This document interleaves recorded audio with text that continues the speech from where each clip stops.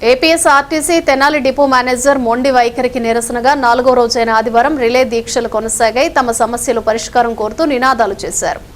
ఆదివారం రిలే దీక్షల్లో V Joshibabu, M Guravayya, CH Baburao, AS Nageswararao, KL Prabhavati పాల్గొన్నారు. రాష్ట్ర ఎంప్లాయీస్ యూనియన్ నాయకులు టి ధనుంజయ రెడ్డి, జోనల్ నాయకులు P Yelamandayya, I Rajesh Khanna, employees union గౌరవ సలహాదారు బి సాంబశివరావు, రీజనల్ కార్యదర్శి ఈపూరి విజయ్ కుమార్, డిపో అధ్యక్ష కార్యదర్శులు ఎన్ సుధాకర్ రావు, వల్లూరి రవిప్రసాద్, గ్యారేజీ అధ్యక్ష కార్యదర్శులు దేపాల దేవ శ్రీనివాసరావు, నూతంకి ప్రసాద్, బాలాజీ, మహిళా నాయకులు వి ప్రసన్న, జ్యోతి, షేక్ హజ్రబీ, దానబోయిన లక్ష్మీ పార్వతీదేవి, శ్రీలక్ష్మి, పి కాసమ్మ, కండక్టర్లు, డ్రైవర్లు, గ్యారేజీ సిబ్బంది పాల్గొన్నారు.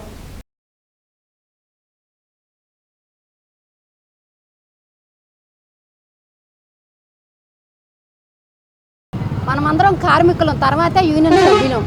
ఆ యూనియన్ అనేది ముందు మనం కార్మికులం తర్వాతే సభ్యులం అనమాట. అందుకని దయించి అందరి జ్ఞాపకం చేసుకొని ముందు ఈ కార్యక్రమానికి హాజరుపరవలసిందిగా అడుగుతున్నాను.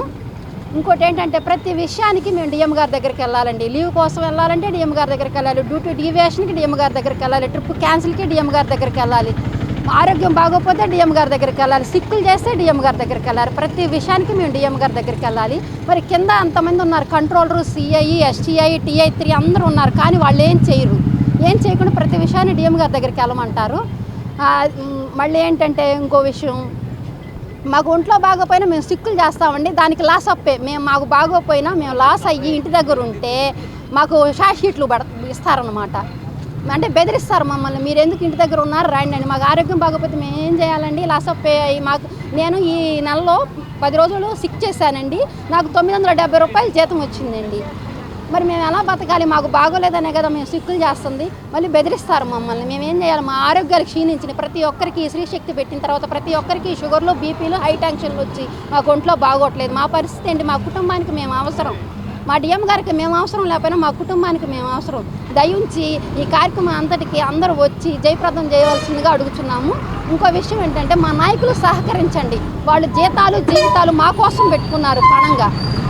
మేమేంటంటే మళ్ళీ మా డిఎం గారు మేమేదో గడ్డి పరక అనుకుంటున్నారు. కాదు, మేము 10 మంది గడ్డి పరక కలిస్తే ఒక ఎంటుగా తయారయ్యి ఒక ఏనుగునైనా మదించిన ఏనుగుని బంధించగల శక్తి ఉంది. మేము అడిగిన సమస్యలని వ్రాతపూర్వకమైన హామీ ఇవ్వనందున మరి రిలే నిరాదీక్షను కంటిన్యూ చేస్తున్నాం.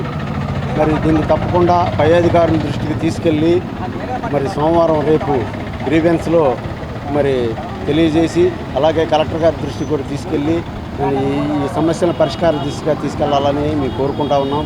మరి గతంలో మేము చెప్పాం, గత 4 సంవత్సరాలుగా ఎన్నిసార్లు మేము మెమోరండాలు ఇచ్చి మా సమస్యలను విన్నవించుకున్నా కూడా వాటిని సమస్యను పరిష్కార దృష్టిగా కాకుండా ఎప్పటికప్పుడు పెండింగ్ పెడుతూ వర్కర్లని మనోవేదనకు గురి చేస్తూ ఉన్నారు.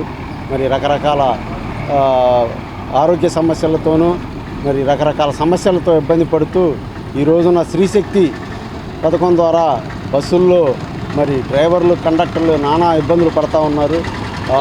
అవసరమైతే దాడులకి గురి చేస్తున్నా కూడా ఏమి చేయలేని పరిస్థితుల్లో ఉన్నాం.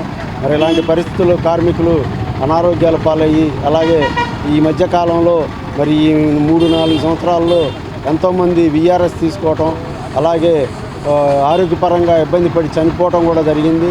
మరి ఇలాంటి పరిస్థితుల్లో కార్మికుల సంక్షేమం చూడకుండా కేవలం సంస్థ కోసం మేము ఎంత కష్టపడుతున్నా కూడా మా చిన్న సమస్యలను కూడా తీర్చకుండా మరి డిఎం గారు వారిని నిర్లక్ష్యం చేసుకున్న వల్ల మాత్రమే మేము టెంట్ వేయడం జరిగింది.